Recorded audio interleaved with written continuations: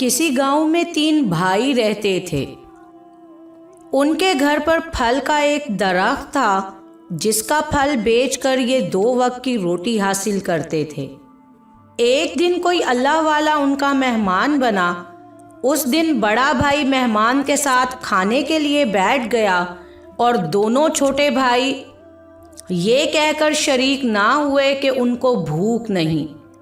مہمان کا اکرام بھی ہو گیا اور کھانے کی کمی کا پردہ بھی رہ گیا۔ آدھی رات کو لیکن مہمان اٹھا، جبکہ تینوں بھائی سو رہے تھے۔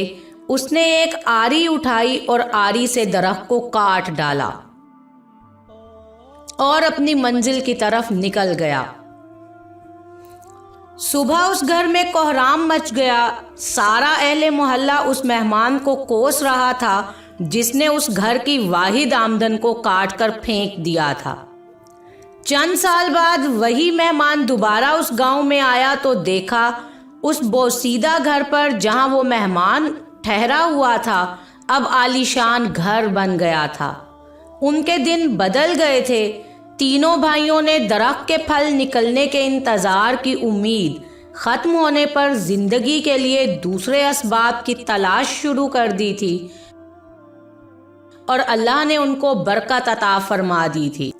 جب بھی ہم پر دنیا میں اسباب کا کوئی دروازہ بند ہو جاتا ہے تو ہماری بھی زندگی میں ایک زلزلہ سا آ جاتا ہے۔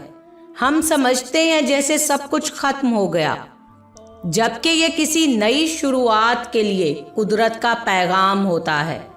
انسان کی فطرت ہے کہ وہ دستیاب صورتحال میں کمفرٹ زون بنا لیتا ہے اور آگے بڑھنے کی کوشش ہی نہیں کرتا، جبکہ حرکت میں ہی برکت ہے۔